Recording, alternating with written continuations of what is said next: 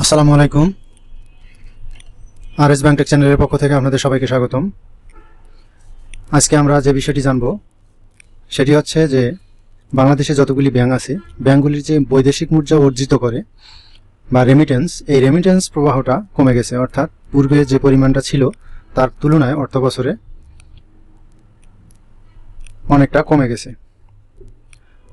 তো যারা চ্যানেলটি এখনো সাবস্ক্রাইব করেনি, সাবস্ক্রাইব করে সাথে থাকবেন, কারণ এই চ্যানেলটি ব্যাংক রিলেটেড বিভিন্ন ইনফরমেশন প্রদান করে থাকে। তো চলুন দেখা যাক সামনের বিষয়গুলো। রেমিটেন্স প্রবাহ হ্রাস, অগ্রণীর প্রায় অর্ধেক ইসলামী ও জনতা ব্যাংকের 1/3 কম। গত অর্থবছরের প্রথম 8 মাসে অর্থাৎ জুলাই থেকে ফেব্রুয়ারি পর্যন্ত রাষ্ট্রায়ত্ত অগ্রণী ব্যাংকের মাধ্যমে দেশে রেমিটেন্স এসেছিল $200 কোটি। চলতি অর্থবছরের একই সময়ে রাষ্ট্রায়ত্ত ব্যাংকগুলির মাধ্যমে মাত্র $113 কোটি রেমিটেন্স এসেছে। সেই হিসাবে এক বছরের ব্যবধানে ব্যাংকটির রেমিটেন্স আহরণ কমেছে 43%-এরও বেশি। তো আমরা মূল বিষয়টি যেটি জানতে পারছি যে পূর্বের তুলনায় আমরা যে রেমিটেন্স অর্জন করেছিলাম তার তুলনায় অনেক কমে গেছে। কমে গেছে বলতে 19.5% কমে গেছে। এই চড়াই উতরাইয়ের মধ্যেই করোনার যে ধাক্কা, এই ধাক্কার মধ্যেও সাউথ ইস্ট ব্যাংক এবং মিউচুয়াল ট্রাস্ট ব্যাংক রেমিটেন্সে গতবারের চেয়ে ভালো করেছে। যা মিউচুয়াল ট্রাস্ট ব্যাংকের রেমিটেন্স প্রবাহ বেড়েছে 36.5%। একই সময়ে রেমিটেন্স 21.8% বেড়েছে সাউথ ইস্ট ব্যাংকের। তো এই দুইটি ব্যাংকের রেমিটেন্স বৃদ্ধি আমরা দেখতে পাচ্ছি। তো আপনারা এগুলি একটু পরে দেখবেন। এখানে ইসলামী ব্যাংক সহ আল আরাফা ইসলামী ব্যাংকেরও 3.7% রেমিটেন্স কমেছে। আমরা আবার এখানে দেখতে পাচ্ছি যে সৌদি আরব সহ মধ্যপ্রাচ্যের দেশগুলো থেকে প্রবাসী বাংলাদেশিদের পাঠানো রেমিটেন্সের বড় অংশই আসে ইসলামী ব্যাংকের মাধ্যমে।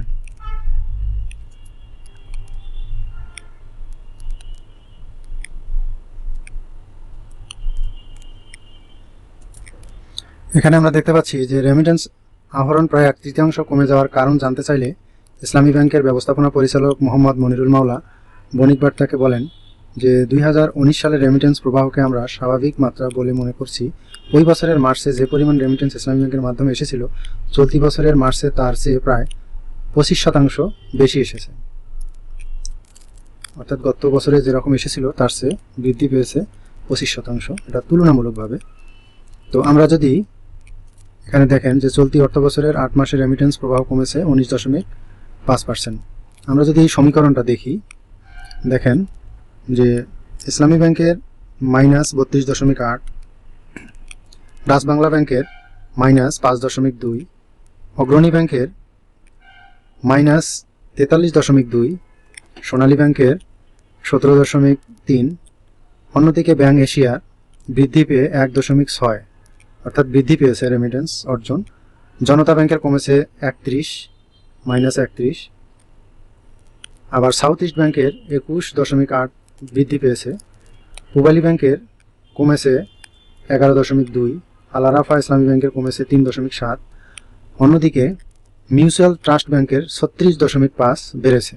অর্থাৎ এখানে 10টি ব্যাংকের একটি পরিসংখ্যান দেওয়া আছে যে কার কত বৃদ্ধি পেল এবং কার কত কমে গেল জুলাই থেকে ফেব্রুয়ারি মাস পর্যন্ত 20-21 অর্থ বছরে, আর জুলাই থেকে ফেব্রুয়ারি পর্যন্ত 21-22 অর্থ বছরের রেমিটেন্স প্রবাহের যে পরিবর্তন, এটি আমরা দেখতে পেলাম। তো ভিডিওটি দেখার জন্য আপনাদেরকে অনেক অনেক ধন্যবাদ। আশা করি আপনাদের ভালো লেগেছে।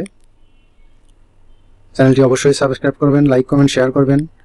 বিভিন্ন তথ্য জানার থাকলে জিজ্ঞেস করবেন কমেন্ট করে। আজকের মতো এখানেই শেষ করছি। আসসালামু আলাইকুম।